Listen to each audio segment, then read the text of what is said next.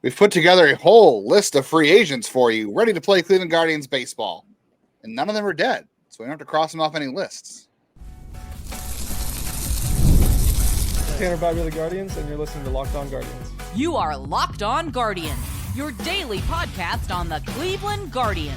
Part of the Locked On Podcast Network, your team every day. Yes, none of them are dead, and luckily none of them are dead inside, like Noah Syndergaard was during his time here in Cleveland. Before we get into today's show, I want to take a moment. He's on my list.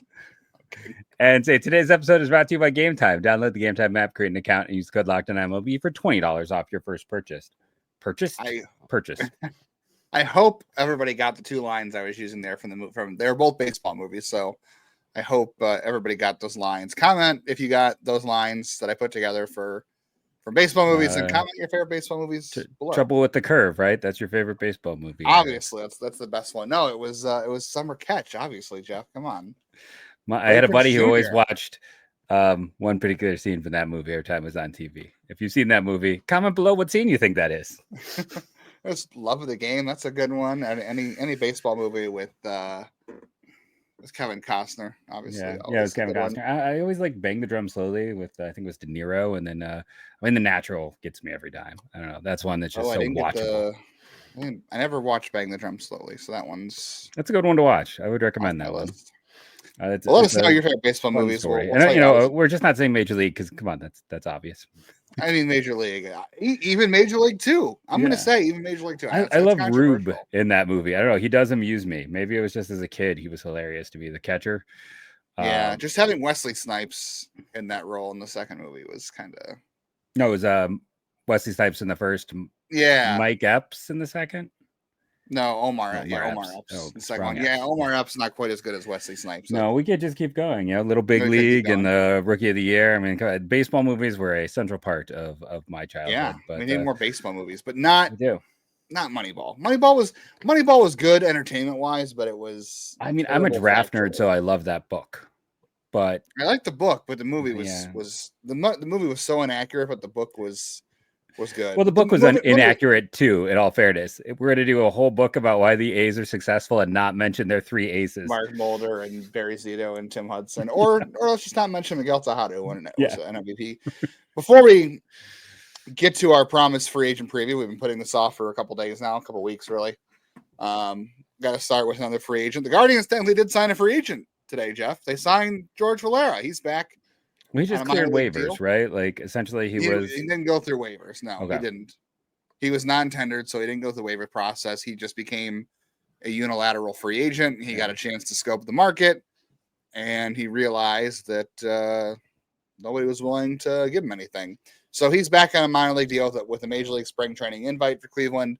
Obviously, most of spring training, all of spring training, he'll be rehabbing his patella tendon that he tore. So really his spring training invite is just going to be rehabbing. Like I don't think you'll see him in any games. If he did, I'd be surprised, but he's back. I will say he is eligible for the Rule 5 draft because he's not on the 40-man roster. So someone, if they felt like he was worth grabbing in the Rule 5, they could sign him. I think that I don't know what's going to happen with him in the Rule 5 draft, but I will say we were texting about this earlier. Yeah. Anybody who signed him after he got non-tendered couldn't protect him. They could if they signed him to a major league contract. They could not. Oh, if they signed a major league deal, they could have. Yes, but he'd still have his option year, so it's kind of the same thing in a way because he'd be on the 40-man with the option to send him down. So now you could take him in the Rule 5 and you could stash him as an injured player and see what happens. But I don't know. I don't know what the odds are of that. Someone might. I wouldn't be stunned, but we'll see. Again, he's not going to be healthy for the first part of the year, and there really obviously wasn't a whole lot out there for him, which is why he's back with Cleveland. And maybe he's just comfortable here. Maybe the Guardians are comfortable with him and the rehab process. If anyone had offered him a contract, he would have jumped because he didn't get that here. And I think if you really liked him, you would have offered him that contract because then you could have just, still had him on your 40-man, not worried about the 25th man rule. So I don't, because if you just signed him as a free agent on your 40-man, he's got the option, so you could just send him down. You could play that game with him and not worry about days and limits, and you could do all this. So I think I don't think he gets selected. I think he is. Hey, they got another chance to see. Maybe he finally gets health. I mean, he's going to miss half the year. So even that, Right. getting healthy is relative. But, maybe you can turn around for him. I wish him well. Yeah, I do too. I think it's good he's back. At least they're not missing out, and he's not missing out. And like I said, he's spent most of his time here. He's obviously comfortable here. And it's not like there's a whole bunch of people pushing him out of the way, right? When he does get healthy, like, Chase the Lauder is going to be there in AAA with him, and who knows, they might both be on the trainer's table hanging out most of the year for the way things go with them. They'll all be hanging out in Goodyear with Daniel Espino. It'll be Chase the Lauder, George Valera, and Daniel Espino. It'll be the what if team. Justin Campbell, we can just who else is going to spend the whole year on Hopefully trainer nobody table? else. Hopefully that's it. But we know it won't be that way. Yeah. So yeah, I mean he won't be back until mid-season. But yeah, clearly you would think that the market for you would think that there would be a more of a market for a former top prospect that was viewed as a top prospect like George Valera. And I'm not surprised nobody gave a major league deal at all. I just thought, I suppose maybe if he got a minor league deal from Cleveland versus anybody else, he took it for Cleveland for familiarity and all that kind of stuff. But I'm not surprised nobody gave him a major league deal given his health issues in the last several years. But I would have thought there would have been a little more interest. But I also think it's funny they gave him a non-roster invite, and he's not going to be playing. Hey, it's a vacation. You get an Arizona vacation, all expenses paid. Maybe that's how they got him across the finish line. I mean, he was going to be in Arizona anyway. I don't know. I'm just having some fun with it. Speaking of fun, should we pivot real quickly before we get into our free agent preview? I thought it'd be a good start to talk about with Yusei Kikuchi going to the Angels. So he got 363, and I'm kind of curious what you think that says for the starting pitching market. I look at it as the Angels. Well, it's the Angels, but I look at it as this. I look at it as it's pretty obvious Cleveland's not going to be playing anywhere near this tier of free agency when it comes to starting pitching. So that to me says, like, if you were hoping for, and they weren't going to anyway, but if you were hoping for like Jack Flaherty or whoever else, and that was never going to be the case. But now I'm thinking like upper tier of guys like Sean Manaea was never going to happen. Like, no. I think it pushes Matthew Boyd a little bit north. It pushes Luis Severino a little. No, he got the qualifying offer. It pushes Frankie Montas a little bit north. So, like, I think the top 10 of guys here. Nathan Eovaldi, we knew Nick Pivetta was out.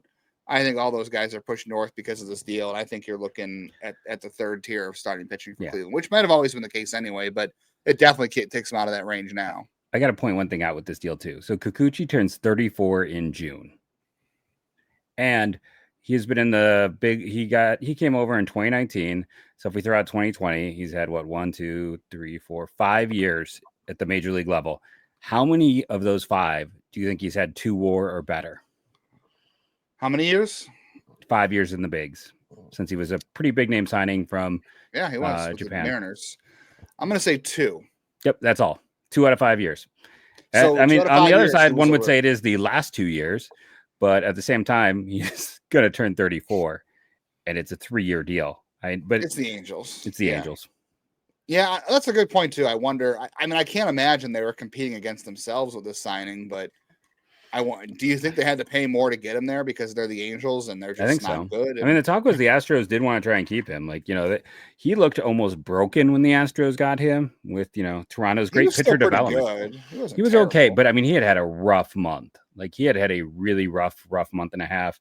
And it's not like Toronto has ever broken another pitcher. Alek Manaea.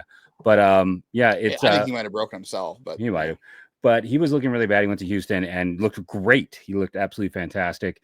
I think there was some degree of mutual interest, but the age probably was the issue there. And I just can't believe they're paying us 30. I mean, the one thing you'll say about Kikuchi is he's been pretty iron-armed over here. He is outside of, again, that 2020 year. He's had 1 year. He's had 1 year under 100. He hasn't had any years under 100. His lowest is 100.2 innings, and his second lowest is 157. Like, you can count on him. Yeah, and that's what the Angels needed. Yeah. So, I wonder if there was some overage pay there just to get the reliability and to get that guy to the Anaheim, because They don't develop pitching. They don't help it get better. They only get worse. I saw somebody tweeting the other day, or I'm sorry, skeeting on Blue Sky. They were skeeting on Blue Sky. That the Angels, the comments about Reed Detmers at the end of the year were just confidence was gone, and they lost confidence in him, and that somebody needs to pick him up. And I was like, Cleveland should be calling if there's any possible trade that the Angels are considering of Reed Detmers. Cleveland should be the first number on Perry Manason's phone, just constantly. Like, when used to, I don't call anymore. Have you ever called into a radio station for one of those giveaways that give you a prize? I would just keep hitting redial on my phone. If the Angels are considering any kind of trade of Reed Detmers at all, Cleveland should be just hammering redial on the phone to get Reed Detmers. That's where I would be. I loved him in that draft class. He's had some good data, like 100%. Yeah, he was one of my favorite. And now they got Kikuchi, Tyler Anderson, and Kyle Hendricks. So championships are coming in Anaheim. Wow, that is a 75-win team, 70-win team if I've ever heard one on paper. And that's assuming Mike Trout's going to be healthy next year. It always could be worse. It could be Anaheim. I'm not going to even call them LA because they're not LA, especially now that LA has a second World Series title. All right. Who are some guys we do think the Guardians could sign the free agent market? We obviously both like Reed Detmers, but we're going to dive into our free agent fits for the Guardians this offseason on the rest of this episode. Speaking of buying things, we know the holidays are this week. We know everybody doesn't love grocery shopping, and we know everyone's going to have a high bill heading into Thanksgiving. So don't stress about shopping for all that when you use Ibotta, because you can earn cash back on all the things you're already going to buy for your feast this week anyway. And this month, Ibotta is giving new users 100% cash on your Thanksgiving feast. Add the offers into the app to redeem everything you need to make your Thanksgiving feast complete. All you have to do is shop at your favorite retailers and upload your receipt. So download the Ibotta app. You're going to use our code LOCKEDONMLB, and you're going to get 100% cash back on your Thanksgiving feast starting November 1st. Already happened. Get into it before the week's over. Get some money back. If you're a first-time user of Ibotta, go to the App Store, go to the Google Play Store, download the free Ibotta app, and use our code LOCKEDONMLB, all uppercase, all one word. Get 100% of your cash back if you're a new user of the app. That's IBOTTA in the Google Play or App Store, and use code LOCKEDONMLB. I'm going to the Cavs game Wednesday night. I already told you. I'm going because of Gametime. I always buy my tickets on Gametime. Using Gametime picks, they're going to show me exactly where the best deals in any event is. It's going to filter out all the terrible deals, where I don't want to sit, what I don't want to pay to get in there, and it's going to tell me where my seat is. They have the seat viewer. I love that. But it gives you the best deal for bang for your buck with Gametime picks. And I always turn on the all-in pricing feature on Gametime because it tells me exactly how much it's going to cost me to get into my event. I've bought it for concert tickets. I've bought it for comedy shows. I've bought it for sporting events. I'm going to continue to use Gametime, even though I've already used our promo code, because it just eliminates all the junk out there on the secondary market, really. It just gives you so many features. Again, all in pricing. Tickets go down closer to the event, so you can get the best price on them, gives you your seat viewer, all that stuff. So take the guesswork out of buying tickets with Gametime. Download the Gametime app, create the account, and use our code LOCKEDONMLB for $20 off your first purchase. Terms apply. Create our account, redeem that code LOCKEDONMLB, all one word, to get $20 off your first purchase on Gametime. Download Gametime today. What time is it? It's game time. Appreciate you guys making Locked On Guardians your first listen today and every day, wherever you get podcasts. Make sure you are subscribing. Make sure you're downloading. Always hit the bell on YouTube so you can get us whenever the video is coming out. We're only going to have 3 episodes this week, so make sure you're tuning in. Jeff did a good job yesterday. Solo, talking about some money issues, talking about some underrated prospects.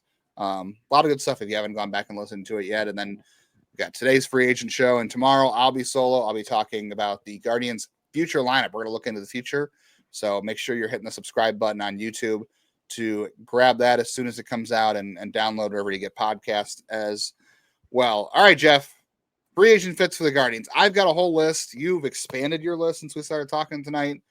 Where would you like to start? Do you just want me to throw a player out? Throw any name out. Just pick so I was thinking on the board like Billy, Yusei Kikuchi and Kevin Newman. That just sounds like a winner. Sounds like a 75-win team. I love it. So speaking of that team, I'm going to go ahead and throw this out there because originally when I was texting it to you, I actually got this wrong. Patrick Sandoval, I'm still intrigued by. And I know it is when I was texting with Justin, what I got wrong is he has multiple years of team control. So he was supposed to get about $5 million. He will probably pitch at some point this year, and he does have some experience pitching out of the pen. I think he got hurt similar in timeline to Bieber, and Bieber is supposed to, maybe be available later in the year as well.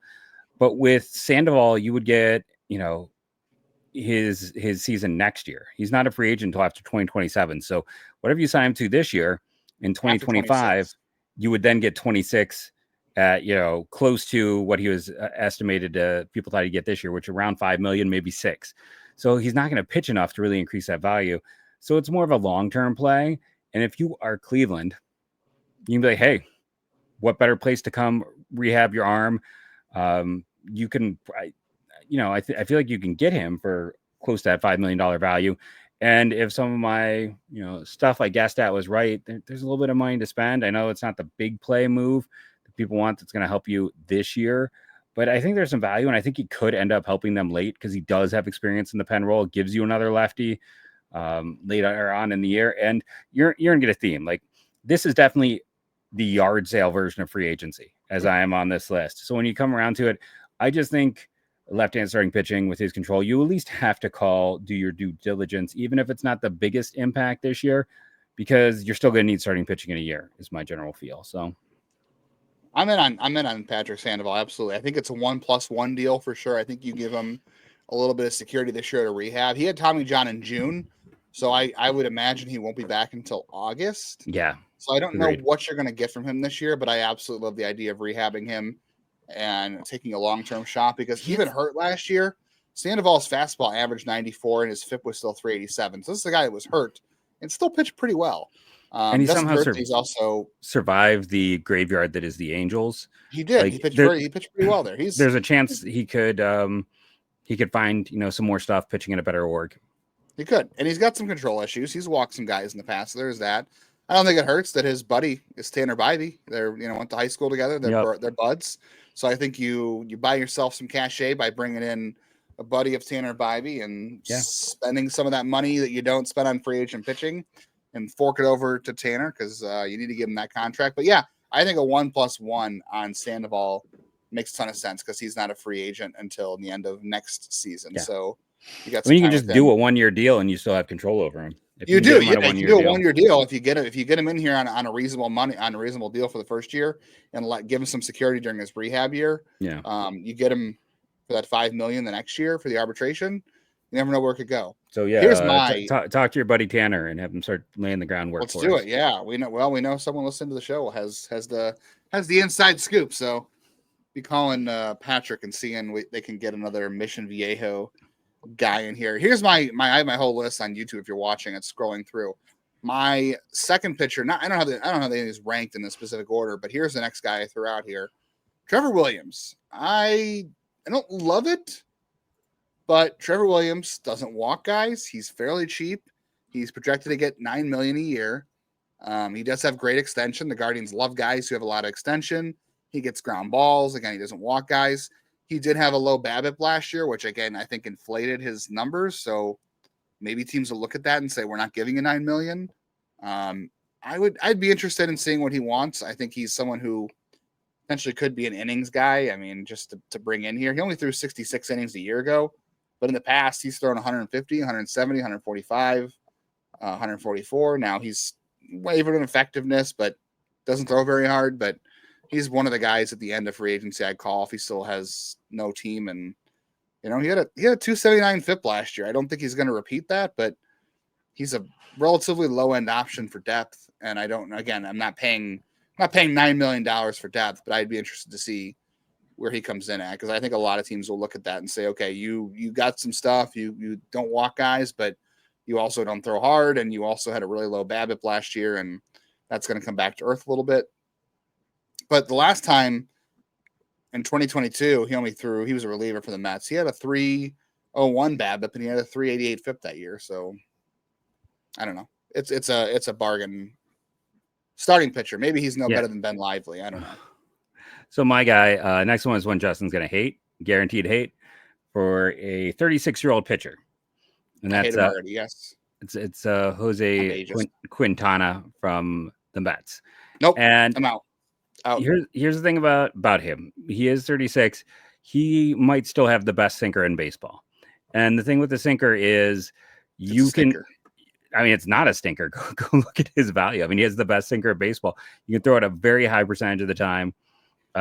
He leads to a ton of ground balls. People can't barrel it. The exit, they're not hitting him hard. He's a one pitch guy in some regards. The other pitches aren't there, but his value the last 2 years, run value on the sinker was 12 both years. Like that's like class A cutter value for a pitch. It's unbelievable. I mean, you're just looking, he threw, and again, someone who's been iron armed, thrown a ton of innings. This is my version of Trevor Williams. The only question is, like, last he's 2 more years, Iron Man than Trevor Williams. So yeah, he had 170 innings last year. He had 75 the year before that. But other than that, I mean, he's been pretty clean health. The question is cost. I think he was like 13 million last year, if I remember correctly. So does he get more? That Does he get cost, less? geez. He had a 2-year, $13 million contract. I don't think the Mets were 2 years each, 26 million, I should say. But yeah, I don't think they regret it. It comes down to that sinker. That's still a dynamite pitch for him. I have 2 players on my list that are older than me. One I'm not even sure about, and the other, well, there's nobody left younger than you. I'm sorry. JD Moyer's not pitching anymore, so you're out of luck. I have 2 players on my list that are older than I am, and one of them I'm not sure about, and one is a contingency on what else they do this offseason. So we got a couple more pitchers we want to get to, a couple more position players. I think there's some interesting outfielders in this class the Guardians could go after. It just depends on how they want to go after. They want to fill out their outfield coming into this year. So we'll talk about those fits coming up.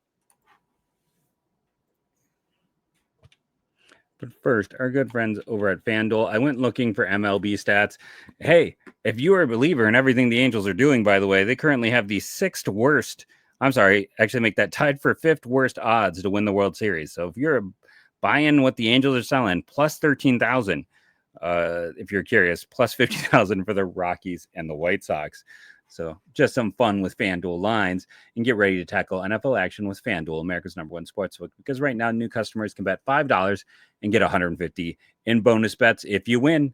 The FanDuel Sportsbook app gives you everything you need to place bets on the NFL all in one place. So when you get a hunch in the middle of a game, you can check out the latest stats, view live play-by-play, and so much more on the same page where you place your bets.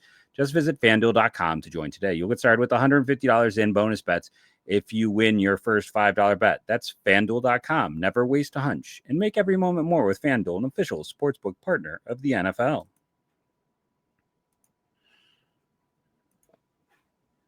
All right, let's do some more pitching. Do you have, let's just throw this out there, do you have both Boyd and Bieber on your list? Just I do because not. So are you saying that because you don't think they can afford them, or? I don't think they can afford Bieber, nor do I think they should take that gamble, because 3 of the last 4 years he hasn't been good. Like, this isn't a case where it's like you're gonna have to pay a lot for a guy who has had 1 good year in the last 4. And I just don't think this team can afford to take that gamble on Bieber. Boyd, I think, might be starting to get to the edge of theirs. I don't know. It's such a small sample. I have just the other guys I'm looking at are either going to be cheaper or are, a little more trustworthy. Those are 2 big gambles. So they're not on my list. For what it's worth, Bieber, just going across some of the projections. So FanGraphs has Bieber getting 2 years, 40 million. The Athletic has him getting 2 years, 30. And then MLB Trade Rumors only has him getting 1 year and 11. It sounds like the way you're framing it that he should only get 111 because of the risk. And if it's 111, I'm okay with Cleveland doing that. The other two prices, if it's 240 or 230, I don't think Cleveland will go there. 111, I think they would. We'll see. Matthew Boyd, his projections are from FanGraphs 218. The Athletic has him at 111, and then MLB Trade Rumors has 225. I think, again, 111 is a sweet spot for them right there. I think they would do that. You have some familiarity with both of them. Cleveland is not a big fan of doing the multi-year deals, especially with pitchers. I don't think anybody on our list, if they're getting 2 years, they're out, except for Patrick Sandoval, because he's only, he's still under club control and he's out most of this year. So we talked about Sandoval, we talked about Trevor Williams, we just talked about Boyd and Bieber. The only other guy on my list, which I know is a total pipe dream, because they're already talking about him going to the Yankees, is Walker Buehler. Only because 2 of the 3 sites I'd mentioned have him at 1-15. At 1-15, I like that gamble because Buehler was really good in the postseason last year. I do worry a little bit about. It was really bad before that, though. The hangover, but the upside's still there. He showed flashes of being the guy he used to be last year.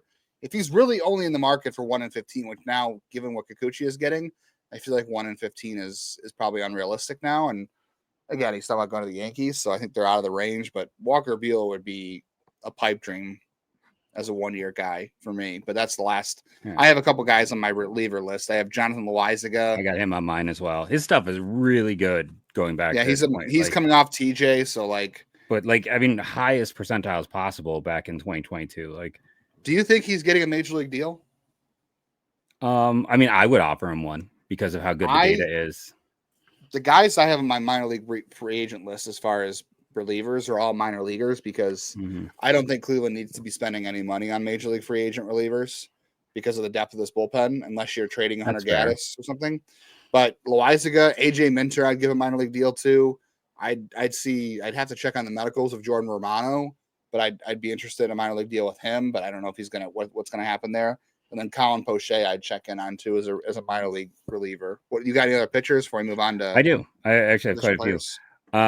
I would like to approach Sixto Sanchez. I know he's been hurt all the time, but go back to 2020 because that's the only year. It's a minor league deal. Yeah, it's a minor league deal. But you go back to that year. I mean, he was phenomenal. He looked like one of the change in baseball. He looked like a 10 best young pitcher in baseball. He should have got Cy Young votes. I don't know if he did or didn't, but again, you can pitch him on the factory here and you can do a lot of approaches because if you can help him figure it out, then because here's Florida has done a fantastic job getting pitchers to the big leagues, but they're all getting hurt. Something is not right. Something smells in the state of Denmark or in the case, the city of Miami, but I would talk to him. I think Spencer Turnbull's data last year actually had some nice points to it. His breaking ball was utterly phenomenal last year with the Phillies. It was one of those. So his sweeper was a 7 run value pitch. His curveball and sliders were both positive. His fastball wasn't there. If you can get him on a cheaper deal, I think there's some value to be had just because of how good some of those pitches were. And again, no one was hitting him hard. So I think you could maybe get that, depth starter if you swing a miss on some other players. All over Loaisiga. He's probably going to make too much now, but I was kind of intrigued by Michael Soroka. Maybe you could try to stretch him out as a starter. He was actually really good down the stretch for the White Sox. And his rookie year was fantastic, and then he got hurt. So I'm always for buying guys getting out of there. And I have to mention Kyle Hart, big left-handed pitcher who pitched in the KBO last year and has numbers eerily reminiscent of Eric Fetty over there. He's probably going to be like a $6 million signing. So I don't know if they can take that gamble on him. For every Eric Fetty, there's a Drew Rucinski. There's a gamble factor to it. We don't know, which player you're going to get, but I think he's at least worth investigating, seeing if they can collect more data and look into. And yeah, that's all my pitchers there. I'm interested in one of those guys. Just one. Sixto?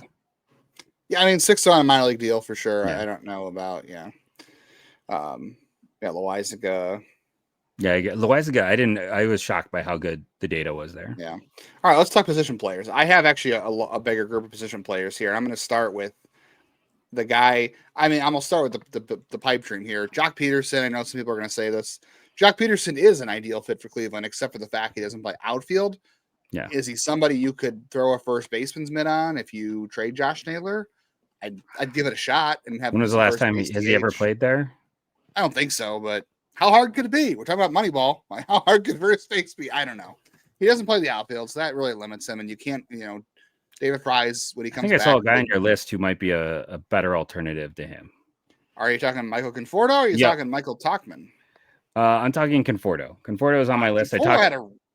He had a really good year last He year, did. and I'm surprised. And maybe that's because Conforto is going to be a little cooked. I mean, he's 31. Is he over his That's best not. days? I mean, that's not that. Like we see a lot of guys performing well, especially Yeah, like as they move to first the base. data was so good The data is last excellent. year. And one of our everydayers asked about him on the show yesterday. I'm like, oh yeah, you're right. Like, I don't Data know. was good. He walks.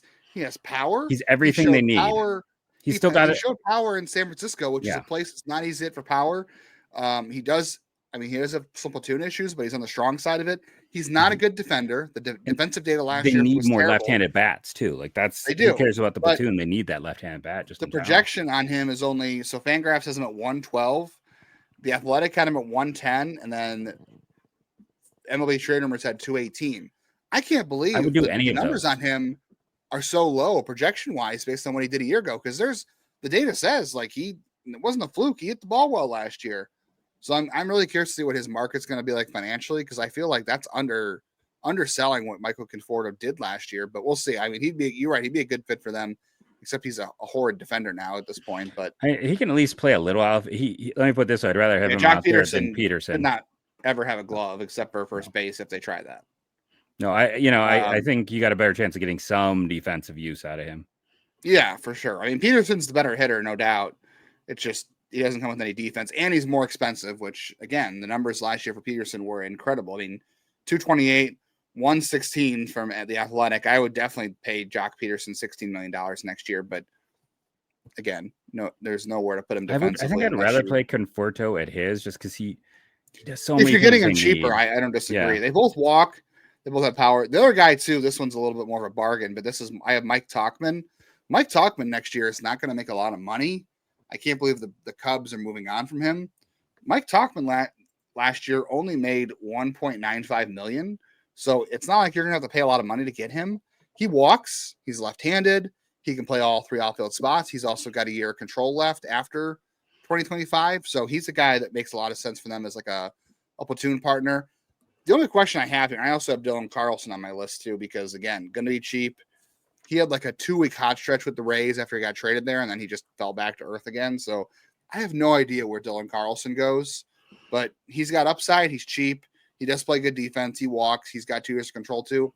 My only question with all this is you've got Stephen Kwan in left, right? And then you've got Lane Thomas in center. And then you're fooling around with Will Brennan and Jean-Kenzie Noel, who, Noel's not really an outfielder, but he's going to play outfield. Maybe he plays more first with David Fry being out or DH. You're going to try to keep a little bit of roster space clean for Chase DeLauder if he stays healthy. Like, what are you doing with Will Brennan if you sign one of Tauchman? Because Tauchman and Lane Thomas would be an interesting center field platoon, and he could play right. And yeah, I guess you got to tell Will Brennan, hey, you got to go to AAA and earn it, or we're going to move you to a team that might give us some depth. Like, I don't think he has. I know I hate to say it, but I feel like can you commit a roster spot next year to Will Brennan? He has never consistently shown you enough. And I'm a card carrying member of the Will Brennan fan club. I have been since he was in the minors. It just didn't work out. It didn't work out. He's been given multiple opportunities at this. Yeah. He's been given more than Benson or Jones ever had. He's getting given more than most prospects have ever. He's been given more opportunities than Arias has at this point. And it has not been there. I would roll next year with an outfield of Kwan, Thomas, Tauchman, or Conforto, or I'm a little less on Carlson because I don't know what the upside is. I don't know. I just feel like I feel like you have more certainty with Tauchman and Conforto. I feel like Carlson's almost like a minor league invitee. I would do that too. Yeah, and then you have Noel, and then that leaves you room for DeLauder to force his way up if he stays healthy. I like I know Conforto is the sexier name and definitely the better hitter, but Tauchman, he walks too. Both those guys walk. Some ups and downs is my one concern. He has been the inconsistencies there scare me a little with Tauchman. But you get a little more depth and he's cheaper. If you can get he's Tauchman, a lot cheaper. If you can get Tauchman and like again, Bieber or Boyd, and then add Tauchman and who knows if you move Naylor and get something valuable for him. I like that roster a little bit. All right, and I didn't mention Carlos Santana. He's been on our list for a while now. Like, if they trade Josh Naylor, Santana to me is an easy fit to replace him. I also have Yes, Monty Grandal is a minor league free agent. I don't know if he's going to take a minor league deal, as you pointed out. I agree with you, but he hit left-handers he's a platoon guy at this point in his career, but he hits righties. He is a switch hitter. Could he be your second catcher? He can't throw anybody out, but he's a good framer. Can you bring him in? Can you reduce the risk of having to play hedges too much? I don't know, but there's not a lot of good catchers out there at this point. Yeah. My other names, my shot in the dark is Ha-Sung Kim, because I'm still just not a believer in Rokyo. And he's making too much money. It depends. That's like, there's a world where you could get him. Like his crowdsourced median average is 18 million. It's 4 years, 73 million, Jeff. They're not coming anywhere near they're probably not doing that, but that's what I mean. What was it? Not that it worked out well, but it's like Michael Bourne, Nick Swisher. It's the last time we saw something like that. But it's one of those things you can wait in the weeds maybe and see how it goes with people jumping on people with injuries inside that. I think he'd be a perfect fit at shortstop and in that 2-hole. The other guy I like at the higher end is Tyler O'Neill. This is a gamble, but one thing we talked about all year, and you were always yelling at me with Josh Naylor, is like, where's the power going to come from? It's just, he's a guy who walks and hits for power. Power. It's a gamble, right? That's why you could conceivably sign him. And normally you couldn't. Now he's another right-handed bat, which is not ideal for this team. 3 years, 51 million. I don't see it. I don't know if he gets that, because again, this is a guy who's essentially had 2 great years in his, I don't know. Every career. piece out there is saying that he's going to get 3 years. Like if it's 3, it's like, I don't know. I'm all for a 3-year contract. Isn't quite as stifling to me. But I think these are at least tires you have to kick, because there's not a lot of ways to find power, and you're going to have to take some gambles. And you look at him, it's like, this team doesn't walk enough. He's 87th percentile on walks. They don't hit for power. He's got 90th percentile bat speed. He's got a 98th percentile barrel. He's got a 90th percentile hard hit. He feels, and he doesn't chase. Now he still Ks a ton because he's passive, but they kind of need a guy who's a little passive right now with power. So again, a lot of this, my higher end guys are just guys you wait in the weeds. And then, I did have Santana on here as well. I just think overall it's a really, really poor offensive class. It's really bad. I don't know. I mean, going down the list here, Jose Iglesias is like arguably a top 3 shortstop. Like it's not good. And I like the outfielders I threw out there. I like Conforto. I like Tauchman. I'm out on Tauchman just because like every other year that guy gets cut because he's ineffective. But I do like Conforto. Tauchman had a 111 WRC plus last year, and he's never had an OBP below 3 in the 340 range. He is that guy where it's not base and he plays defense, and he hits the strong side of the platoon.